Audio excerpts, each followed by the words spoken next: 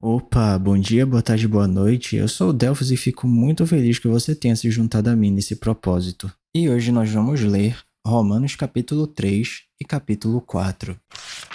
Que vantagem há então em ser judeu? Ou que utilidade há na circuncisão? Muita, em todos os sentidos, principalmente porque aos judeus foram confiadas as palavras de Deus. Que importa se alguns deles foram infiéis? A sua infidelidade anulará a fidelidade de Deus? De maneira nenhuma. Seja Deus verdadeiro e todo homem mentiroso. Como está escrito, para que seja justificado nas tuas palavras e prevaleças quando fores julgado. Mas se a nossa injustiça ressalta de maneira ainda mais clara a justiça de Deus, que diremos? Que Deus é injusto por aplicar sua ira? Estou usando um argumento humano. Claro que não. Se fosse assim, como Deus iria julgar o mundo? Alguém pode alegar ainda: se a minha mentira ressalta a veracidade de Deus, aumentando assim a sua glória, por que sou condenado como pecador? Por que não dizer como alguns caluniosamente afirmam que dizemos: façamos o mal para que nos venha o bem? A condenação dos tais é merecida.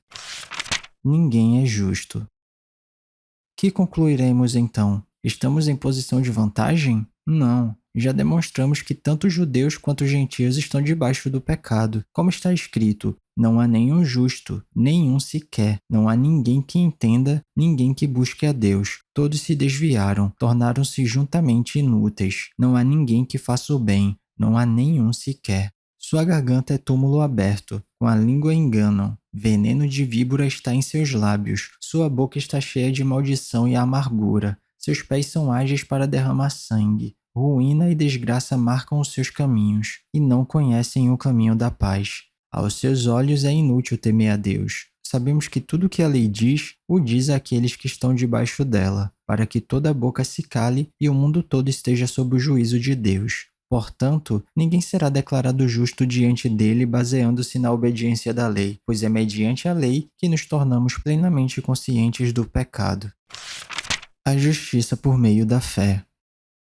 Mas agora se manifestou uma justiça que provém de Deus, independente da lei, da qual testemunham a lei e os profetas, justiça de Deus mediante a fé em Jesus Cristo para todos os que creem. Não há distinção, pois todos pecaram e estão destituídos da glória de Deus, sendo justificados gratuitamente por sua graça, por meio da redenção que há em Cristo Jesus. Deus o ofereceu como sacrifício para propiciação mediante a fé, pelo seu sangue, demonstrando a sua justiça. Em sua tolerância, havia deixado impunes os pecados anteriormente cometidos, mas no presente demonstrou a sua justiça, a fim de ser justo e justificador daquele que tem fé em Jesus. Onde está então o motivo de vanglória? É excluído. Baseado em que princípio? No da obediência à lei? Não, mas no princípio da fé, pois sustentamos que o homem é justificado pela fé, independente da obediência à lei. Deus é Deus apenas dos judeus? Ele não é também o Deus dos gentios? Sim, dos gentios também, visto que existe um só Deus que pela fé justificará os circuncisos e os incircuncisos. Anulamos então a lei pela fé? De maneira nenhuma. Ao contrário, confirmamos a lei. Capítulo 4. Abraão foi justificado pela fé. Portanto, o que diremos do nosso antepassado Abraão? Se de fato Abraão foi justificado pelas obras, ele tem do que se gloriar, mas não diante de Deus. Que diz a Escritura? Abraão creu em Deus e isso lhe foi creditado como justiça. Ora, o salário do homem que trabalha não é considerado como favor, mas como dívida. Todavia, aquele que não trabalha, mas confia em Deus que justifica o ímpio, sua fé lhe é acreditada como justiça. Davi diz a mesma coisa, quando fala da felicidade do homem a quem Deus acredita justiça independente de obras. Como são felizes aqueles que têm suas transgressões perdoadas? Destina-se essa felicidade apenas aos circuncisos ou também aos incircuncisos? Já dissemos que, no caso de Abraão, a fé lhe foi creditada como justiça. Sob quais circunstâncias? Antes ou depois de ter sido circuncidado? Não foi depois, mas antes. Assim ele recebeu a circuncisão como sinal, como selo da justiça que ele tinha pela fé, quando ainda não fora circuncidado. Portanto, ele é o pai de todos os que creem sem terem sido circuncidados, a fim de que a justiça fosse creditada também a eles. E é igualmente o pai dos circuncisos que não somente são circuncisos, mas também andam nos passos da fé que teve nosso pai Abraão antes de passar pela circuncisão. Não foi mediante a lei que Abraão e a sua descendência receberam a promessa de que ele, seria herdeiro do mundo, mas mediante a justiça que vem da fé. Pois se os que vivem pela lei são herdeiros, a fé não tem valor e a promessa é inútil, porque a lei produz a ira, e onde não há lei, não há transgressão.